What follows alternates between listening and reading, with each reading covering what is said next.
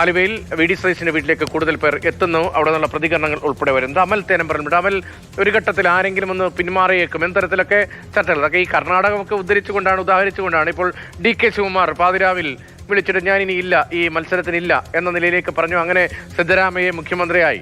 ഇപ്പോൾ യഥാർത്ഥത്തിൽ സംഭവിച്ചത് അങ്ങനെയാണോ? അല്ല, വന്ന വാർത്തകൾ അങ്ങനെയായിരുന്നു. എന്തുകൊണ്ടാണ് ഞാൻ പറഞ്ഞത്? അങ്ങനെ ഒരു ഡ്രാമയൊക്കെ പ്രതീക്ഷിക്കേണ്ട സാഹചര്യമുണ്ടോ? അങ്ങനെ ഒരു ഡ്രാമ പ്രതീക്ഷിക്കുന്നുണ്ടോ? ഇല്ലല്ലോ.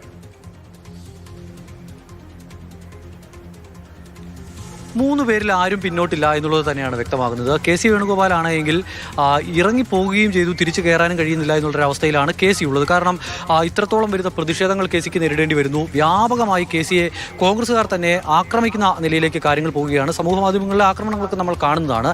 ഭൂരിപക്ഷം എം.എൽ.എമാർ കയ്യിലുണ്ട്, പാർട്ടി കയ്യിലുണ്ട്. 3 വർക്കിംഗ് പ്രസിഡന്റുമാരും ഒരു പ്രസിഡന്റും അടങ്ങുന്ന KPCC സംവിധാനം കയ്യിലിരിക്കുകയാണ്. DCCയുടെ സംവിധാനം കയ്യിലിരിക്കുന്നു. DCCയിലെ ഭൂരിഭാഗം DCCകളും കെ.സിയുടെ കയ്യിലാണ് എന്ന് തന്നെ പറയാം. അങ്ങനെയുള്ള സംവിധാനങ്ങളെല്ലാം കയ്യിലിരിക്കുമ്പോൾ പോലും കെ.സി. വേണുഗോപാലിന് മുഖ്യമന്ത്രിയായി എത്താൻ കഴിയുന്നില്ല.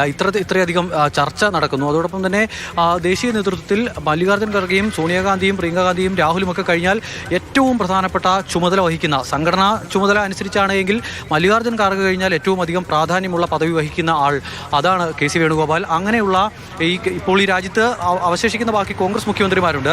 അത് രേവന്ത് റെഡ്ഡി ആണെങ്കിലും സിദ്ധരാമയ്യ ആണെങ്കിലും ഉപമുഖ്യമന്ത്രിയായ ഡി.കെ. ശിവകുമാർ ആണെങ്കിലും ഒക്കെ റിപ്പോർട്ട് ചെയ്യേണ്ട ആൾ എന്ന് പറയുന്നത് കെ.സി.ആണ്. അങ്ങനെയുള്ള കെ.സി. വേണുഗോപാൽ കേരളത്തിൻ്റെ മുഖ്യമന്ത്രിയാകാൻ ഇറങ്ങിത്തിരിക്കുമ്പോൾ അത് നടക്കുന്നില്ല എന്ന് വരുമ്പോൾ അത് വലിയ ക്ഷീണമായി മാറും. മാത്രമല്ല, ഇത്തരമൊരു പ്രതിഷേധത്തെ തുടർന്നൊക്കെ മാറേണ്ടി വരിക എന്ന് പറഞ്ഞാൽ അത് വലിയ ക്ഷീണമുണ്ടാക്കുന്ന കാര്യം തന്നെയാണ്. അതിന് നിന്ന് കൊടുക്കുമോ കെ.സി. വേണുഗോപാൽ എന്നുള്ളതാണ്. അതിനാലാണ് അവസാന നിമിഷം വരെയും പരമാവധി ശ്രമിക്കുക എന്നുള്ളൊരു തീരുമാനത്തിലേക്ക് കെ.സിയുടെ ക്യാമ്പ് എത്തിയത്.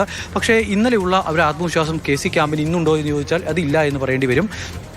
ഇന്ന് പക്ഷേ മറ്റു രണ്ട് കമ്മ്യൂണിക്കേറ്റ് ചെയ്യുന്ന ചില ആളുകൾ, ഏറ്റവും അടുത്ത് നിൽക്കുന്ന ആളുകൾ ആ ക്യാമ്പിൽ എന്ന് പറയുന്നത് വളരെ പോസിറ്റീവാണ്. ഇപ്പോഴും സാഹചര്യം അനുകൂലമായി വരുമെന്നാണ്. അപ്പോൾ ആത്മവിശ്വാസത്തിൽ കുറവുണ്ട് എന്ന് പറയുമ്പോഴും കെ.സി. ക്യാമ്പിലും ആത്മവിശ്വാസമാണ്. അതവർ പ്രകടിപ്പിക്കുന്നുണ്ട്, പോസിറ്റീവ് ആകുമെന്നാണ് പറയുന്നത്.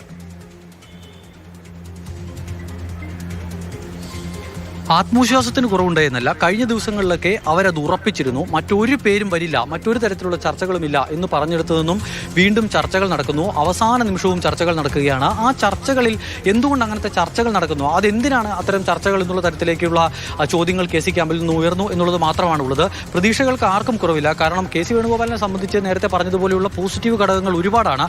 പാർട്ടി, എം.എൽ.എമാരുടെ എണ്ണം, എം.പിമാരുടെ എണ്ണം, ഇത് എവിടെ തുലനം ചെയ്ത് നോക്കിയാലും കെ.സി.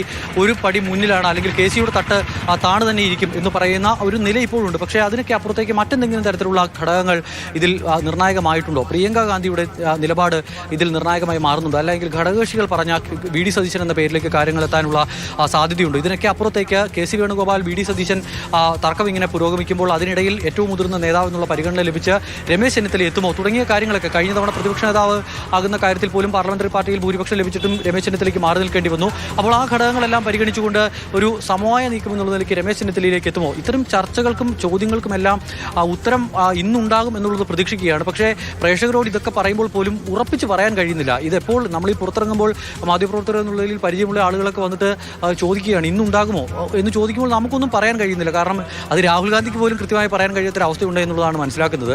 അപ്പോൾ അങ്ങനത്തെ ചോദ്യം ഉണ്ടാകുന്നു. അതിനാൽ തന്നെ ഇപ്പോഴും നമുക്ക് ഏത് സമയത്ത് ഈ യോഗം 5:30 നടക്കുമെന്നൊക്കെ പറയുമ്പോൾ പോലും ഈ ഒരു പ്രഖ്യാപനം എപ്പോൾ ഉണ്ടാകും എന്നുള്ള കാര്യത്തിൽ യാതൊരുവിധ തീർപ്പുമില്ല എന്ന് പറയേണ്ടി വരും. അതിന് കാരണമെന്ന് പറയുന്നത് കഴിഞ്ഞ കുറേ ദിവസങ്ങളായി ഇപ്പോൾ വരും എന്ന് പ്രതീക്ഷിച്ച് മലയാളികൾ ഇങ്ങനെ കാത്തിരിക്കുകയാണ്. ഇന്നെങ്കിലും ഉണ്ടാകുമെന്ന് പ്രതീക്ഷിക്കുകയാണ്. കാരണം ഇനിയും ഈ ചർച്ച നീണ്ടുപോകുന്നത് അത്ര നല്ലതിനാവില്ല. കാരണം സംസ്ഥാനത്ത് ഒരു സർക്കാരില്ലാതെ മുന്നോട്ട് പോകുന്ന അവസ്ഥയാണുള്ളത്.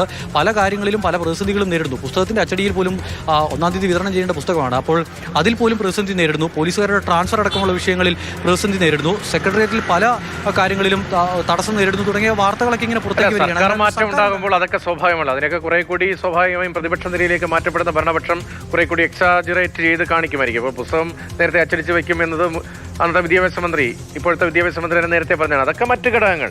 അതിനപ്പുറത്തേക്ക് അത് സ്വാഭാവികമാണല്ലോ. സർക്കാർ മാറ്റമൊക്കെ ഒരു 10-15 ദിവസം കൊണ്ടൊക്കെ സംഭവിച്ചു നേരത്തെ സാധാരണ നമുക്കുള്ളതുമാണ്. പക്ഷേ രാഷ്ട്രീയമായി UDF ഉണ്ടാകുന്ന വലിയ തിരിച്ചറിയൊരു സാധ്യത, ഒരു മുന്നറിയിപ്പ് അത് ജനത്തിന്റെ ഭാഗത്തുനിന്ന് ഉണ്ടാകുന്നു. വോട്ടെടുപ്പിൽ ഇത്രയും വലിയ ഭൂരിപക്ഷത്തിൽ അധികാരത്തിലേക്ക് എത്തിച്ചിട്ട് മുഖ്യമന്ത്രി തീരുമാനം വൈകുന്നു. ജനം ഇത് കാണുന്നുണ്ട്. എന്നൊരു വികാരം അത് കോൺഗ്രസ് നേതാക്കൾ എത്രത്തോളം ഗൗരവത്തിൽ എടുത്തു എന്നാണ് കെ പി സി അധ്യക്ഷൻ ഉൾപ്പെടെ പ്രതികരണങ്ങൾ മനസ്സിലാകുന്നത്. അപ്പോൾ ഇന്ന് തന്നെ ഒരു തീരുമാനവും പ്രഖ്യാപനവും ഉണ്ടാകും. അപ്പോൾ പ്രശ്നമില്ലാതെ ഇത് പരിഹരിക്കാൻ ഒരു പുതിയ ഫോർമുല കൂടി നമ്മൾ പ്രതീക്ഷിക്കേണ്ടി വരും. ഇത്രത്തോളം കാര്യങ്ങൾ വഷളായ സ്ഥിതിക്ക് എല്ലാവരെയും ഉൾക്കൊള്ളുന്ന തരത്തിൽ. 3 പേരെയും ഉൾക്കൊള്ളാതെ മുന്നോട്ട് പോകാൻ ദേശീയ നേതൃത്വത്തിന് എന്തായാലും കഴിയില്ല.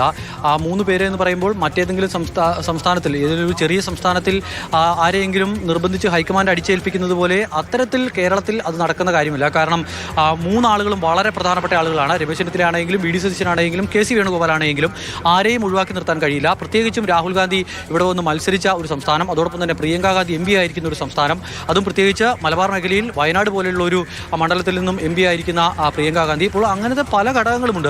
അങ്ങനെ വേഗത്തിൽ ഒഴിവാക്കാൻ കഴിയില്ല. ഈ ലോക്സഭാ തെരഞ്ഞെടുപ്പ് നടക്കുമ്പോൾ രാജ്യത്ത് മുഴുവൻ കോൺഗ്രസ് പ്രതിസന്ധി നേരിട്ട കാലഘട്ടത്തിൽ പോലും കേരളത്തിൽ നിന്നും കൃത്യമായ സംഭാവന എം പിമാരുടെ എണ്ണത്തിൽ ഉണ്ടായിരുന്നു. അങ്ങനെ ഒരു സംസ്ഥാനമാണ്. കോൺഗ്രസിന്റെ ഉറച്ച കോട്ടകൾ എന്നൊക്കെ ഇപ്പോഴും വിശേഷിപ്പിക്കപ്പെടാൻ പരുവത്തിനുള്ള അടിസ്ഥാനപരമായ വോട്ട് ചോർന്നു പോകാത്ത ഒരു സ്ഥലമാണ്. അത് ഈ തെരഞ്ഞെടുപ്പിൽ തെളിയിക്കപ്പെട്ടതുമാണ്. അപ്പോൾ അങ്ങനെയുള്ള ഒരു സംസ്ഥാനത്ത് എടുത്തുചാടി ഒരു തീരുമാനത്തിലേക്ക് പോകില്ല, ആരെയും ഒഴിവാക്കിക്കൊണ്ടൊരു തീരുമാനത്തിലേക്ക് പോകില്ല. ഒരു സെറ്റിൽമെന്റ് ഫോർമുല ഉണ്ടായിട്ടുണ്ട് എന്നുള്ളതാണ് മനസ്സിലാക്കുന്നത്. ആ സെറ്റിൽമെന്റ് ഫോർമുല മറ്റ് നേതാക്കൾ അംഗീകരിക്കുമോ? മുഖ്യമന്ത്രി ആകുന്ന ആൾക്കൊക്കെയാണ്, ബാക്കി 2 പേർ അവശേഷിക്കുമല്ലോ. ആ അവശേഷിക്കുന്ന ആളുകൾ അത് അംഗീകരിക്കുമോ എന്നുള്ളതാണ് പ്രധാനപ്പെട്ട കാര്യം. നേരത്തെയൊക്കെ നമ്മൾ വി ഡി സതീശൻ്റെ വീട്ടിൽ, ദേശത്തെ വീട്ടിലൊക്കെ വലിയ ആൾക്കൂട്ടത്തെ കണ്ടിരുന്നു. രമേശ് ചെന്നിത്തലയുടെ വീട്ടിൽ രാവിലെ വലിയ ആൾക്കൂട്ടം ഉണ്ടായിരുന്നു. അതിനുശേഷം ഉച്ചയ്ക്ക് ആയപ്പോൾ പ്രഖ്യാപനം വൈകും എന്നത് കണ്ട് കുറേ ആളുകളൊക്കെ മടങ്ങിപ്പോയതാണ്. ഇപ്പോൾ വീണ്ടും ആ വീടിൻ്റെ മുറ്റം നിറയെ ആളായിരിക്കുന്നു.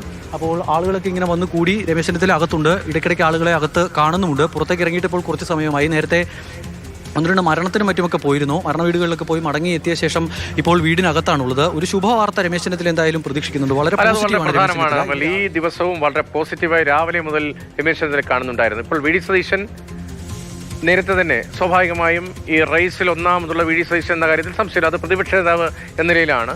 സെക്രട്ടറി സെക്രട്ടറി എന്ന നിലയിലും പ്രത്യേകമായി ഹൈക്കമാൻഡിൽ സ്വാഭാവികമുള്ള വലിയ റോൾ എന്ന നിലയിലും കെ സി വേണുഗോപാലിനെ എല്ലാവരും പ്രതീക്ഷിക്കുന്നുമുണ്ട്. പാർലമെന്ററി പാർട്ടിയിലെ ഭൂരിപക്ഷമൊക്കെ ഉണ്ട്. അതേസമയം തന്നെ രമേശ് ചെന്നിത്തല കാര്യങ്ങൾ എത്തും എന്ന ചർച്ചകൾ നടക്കുന്നുണ്ടായിരുന്നെങ്കിലും രമേശ് ചെന്നിത്തല വലിയ ആത്മവിശ്വാസത്തിലാണ് ഇന്ന് രാവിലെ കാണുമ്പോൾ. കഴിഞ്ഞ ദിവസങ്ങളിലൊക്കെ ചർച്ചകൾക്ക് ശേഷമൊക്കെ അപ്പോൾ ഏതെങ്കിലും തരത്തിലുള്ള കമ്മ്യൂണിക്കേഷൻ അവിടെ ഉണ്ടോ? അങ്ങനെ എന്തെങ്കിലും ഒരു തോന്നലുണ്ടോ? ഇപ്പോൾ വി ഡി സതീശന്റെ വീട്ടിലേക്ക് കൂടുതൽ നേതാക്കൾ വരുന്നുണ്ട്, ഇവിടെയും നേതാക്കളുണ്ട്.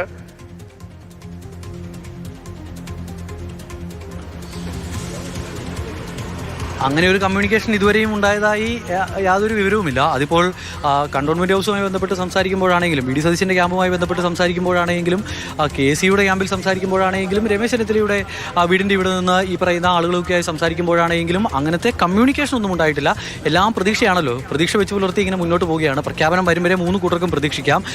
ലോട്ടറി എടുത്ത് കൈവച്ചിരിക്കുന്നത് പോലെയാണ്. അടിക്കും വരെ, അതിൻ്റെ നറുക്കെടുപ്പ് കഴിഞ്ഞ് റിസൾട്ട് പ്രഖ്യാപിക്കും വരെ ആർക്കും പ്രതീക്ഷിക്കാമല്ലോ ആ ലോട്ടറി എനിക്ക് അടിക്കുമെന്ന്. അപ്പോൾ അങ്ങനെ ഒരു ബെമ്പറും പ്രതീക്ഷിച്ച് 3 ക്യാമ്പും ഇങ്ങനെ കാത്തിരിക്കുകയാണ്.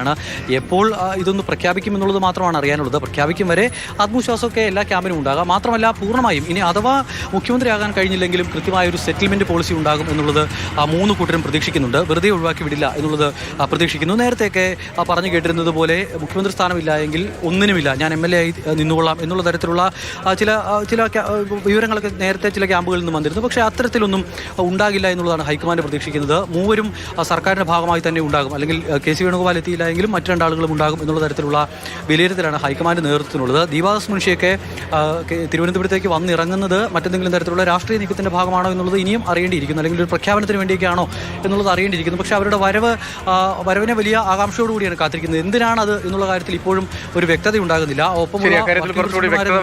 എനിക്കും തോന്നുന്നുണ്ട് ദീപാദാസ് മുൻഷിയുടെ യാത്രയുമായി ബന്ധപ്പെട്ട അക്കാര്യത്തിൽ കുറെ കൂടി വിവരങ്ങൾ ഇനിയും വരേണ്ടതുണ്ട്. പക്ഷേ 3 ക്യാമ്പും ആത്മവിശ്വാസത്തിലാണ്. രമേശ് ചെന്നിത്തല വീട്ടിൽ നിന്നാണ് അമൽ തേനംപറമ്പിൽ വിവരങ്ങൾ നൽകുന്നത്. രാവിലെ മുതൽ അവിടെ ആൾക്കൂട്ടമുണ്ട്, കൂടുതൽ പേർ അവിടേക്ക് എത്തുന്നുണ്ട്, പലരും വന്നു പോകുന്നുണ്ട്. രമേശ് ചെന്നിത്തല ഇടയ്ക്ക് പുറത്തേക്ക് പോയി, അതിനുശേഷം വന്നു. ഇപ്പോഴും അവിടെ ആളുകൾ ഉണ്ട്. അതേസമയം ആലുവയിൽ വി ഡി സതീശന്റെ വസതിയിൽ രാവിലെ മുതൽ MLA മാർ ഉൾപ്പെടെയുള്ളവർ, മുഹമ്മദ് ഷിയാസ് ഉൾപ്പെടെ, കളമശ്ശേരി ലീഗ് MLA ഉൾപ്പെടെ അവിടേക്ക് എത്തുന്നത് നമ്മൾ കണ്ടതാണ്. ഇപ്പോൾ ആൾക്കൂട്ടം അവിടെയും കൂടി വരുന്നുമുണ്ട്.